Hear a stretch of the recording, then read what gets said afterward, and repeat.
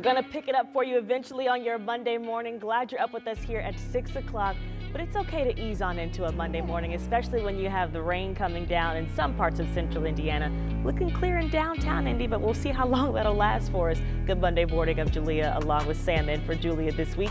And Matt was talking about that rain moving in our way. Talking about the rain. Last week it was the hot temperatures. This morning it's kind of the rain and storms that are hopefully moving out. Slowly. Slowly. Especially the worst ones. Those are getting out. We'll still have some scattered showers for a while for some of us.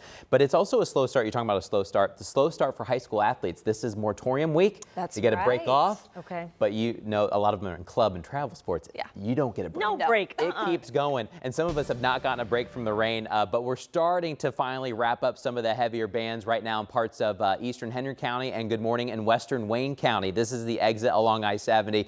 You go north to Hagerstown, south to Cambridge City, and right around the Lincoln area, we've got those downpours that continue. And they continue westbound into Newcastle as well. We are soaked out there this morning. This shows you kind of a compilation of all the downpours you've had over the past 12 hours. And you can see that bullseye of all the heavy rain, 3 to 7 inches for some of us in southern Monroe County, northern Lawrence County, into Brown County, even parts of Jackson County and Bartholomew County. The heavier rain really hit us. These flash warnings will expire at 8 o'clock. Now the rain's wrapping up inside the flash flood warnings, but it's all been shifted off towards the east. We've got some good downpours that have just left North Vernon, but Bedford, Bloomington, Clear Creek to Bloomfield, we're a little bit better now. But we're still got the pretty steady rain right over, especially the east side of Newcastle, there towards the Henry County Airport. Right along Wilbur Wright Road. Hagerstown, you're going to get another downpour here in just a moment. And then this one may clip us in Fountain City and come into the Winchester area. Muncie, a couple sprinkles for us, but we're not done completely. To the north, it's been very hit or miss, but we're tracking more of these kind of splash and dashers coming in from the west. So on and off passing showers and storms are likely today, and we'll time out when you could see additional ones later today as well. But we're watching the roads too, because some of them, Lindsay, have been wet. But what's the update this morning? Yeah, as far as right now goes along our interstate systems, we're looking pretty good. There will be some wet pavement, of course, so some extra travel time due to that. And also still have some lane restrictions on 65 northbound. This is here at the Keystone Avenue on and off ramp system.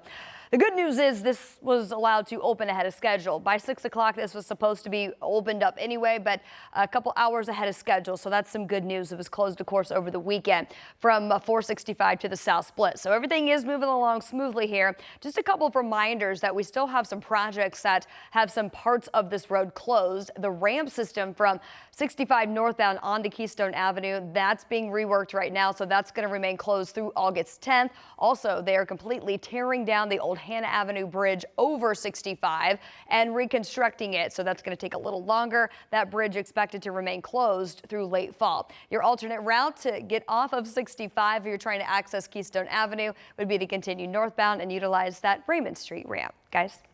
Lindsay, thank you. We want to get you back to breaking news we've been following all morning here on 13 Sunrise. This coming from the east side of Indianapolis. As we have learned, the victim that was shot here has died. This is just west of Montgomery Park near 34th and Emerson Avenue. This is what the area looks like now, and we can see that as the sun has come up, you can see that there are investigators appearing to have flashlights, seem to be combing through the grass in the front yard of this home. The original call came in around 3:45 this morning. That victim was taken to the hospital in very critical condition, but as we learned about an hour ago, they passed from their injuries. Police say they also had to take a witness to the hospital after someone on the scene lost consciousness. They said they don't believe that that person was shot, but that this witness was taken for some sort of medical care after that fatal shooting. Again, a live look on the east side of Indianapolis. This investigation very early on, so we'll be sure to stay at the scene, check in with police. If we learn anything new, we'll have that for you here on 13 Sunrise and at WTHR Plus after sunrise. Well, this morning there are several other investigations underway here in Indianapolis after a violent weekend. This map that you're looking for, those pinpointed spots on the map are all shooting scenes in different parts of our city.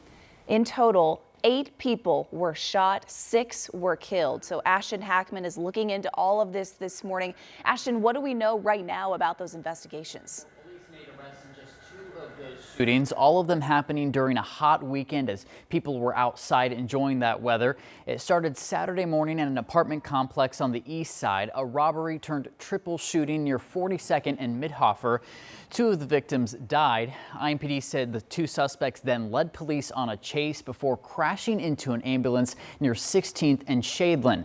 Then on Saturday evening, a family gathering interrupted by gunfire on the west side. Detectives say a fight at Thatcher Park led to the shooting. A woman was killed and a man was sent to the hospital. No arrest in that case. The violence spilled into Sunday morning, this time on Indy's north side. Metro Police tell us neighbors found 2 men shot and killed near 43rd and Cornelius. Also no arrests in that case. By Sunday evening, another shooting, this one on Southeastern Avenue. We're told a hit-and-run crash on Mass Ave led to a possible road rage shooting miles away. One of the drivers pulled a gun, killing the other. Police detained that driver and called the shooting avoidable. A similar message heard from other shootings this weekend. Arms should not be the first resort that you go to whenever you have a disagreement with somebody. It's unacceptable. Our officers are doing everything that we can to deter gun violence. I think we've done a good job of that in the last year or so, so we'll continue to do that. There have now been 72 homicides in Marion County since the start of the year, and while overall homicide numbers are down, that doesn't necessarily account for the number of non-fatal shootings, but still a very violent, very sad weekend ahead of a holiday weekend where it's going to be hot again. Yeah, thanks for breaking that down for us. Well, new this morning, 5 people from Indianapolis, including a juvenile, are facing felony firearm trafficking charges. Chicago police actually made the arrest. Investigators say that they found a gun ring involving firearms and machine gun conversion devices, and they say the people involved were trafficking them between Indianapolis and Chicago. During the arrest, officers recovered 20 guns and 3 machine gun conversion devices. All 5 of those people arrested are facing felony charges. A man that pled guilty to the murder of his 3-month-old son and beating his wife with a tire iron is set to be sentenced tomorrow. He's facing decades in prison. Elizard Moneas took a plea deal last month where he confessed to both the murder and that beating last August. Court documents say his wife told officers they had an argument earlier in the day before he left with their little boy Jacob. When he returned, Jacob wasn't with him, and his wife says Moneas attacked her with a tire iron. After police couldn't find Jacob, they arrested Moneas and searched his apartment. That's where they say they found the baby who had died hidden in that apartment. Moneas is set to be sentenced at 9 tomorrow morning. His total sentence could be somewhere between 65 and 95 years. Your time is 6:07. This week, dozens of new laws take effect here in Indiana. Here are a couple of the big ones that start tomorrow, July 1st. One change limits how much your property bill could go up, which should provide some tax relief long term.